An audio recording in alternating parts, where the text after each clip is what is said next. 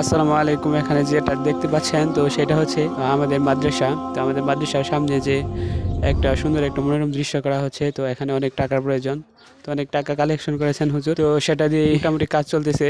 তো আলহামদুলিল্লাহ, আমাদের মাদ্রাসার জন্য সকলে দোয়া করবেন। এই মাদ্রাসার কাজের জন্য আমরা যেন সকলেই অংশগ্রহণ করতে পারি, এটা একটা সদকা জারিয়া হয়ে যেতে পারে।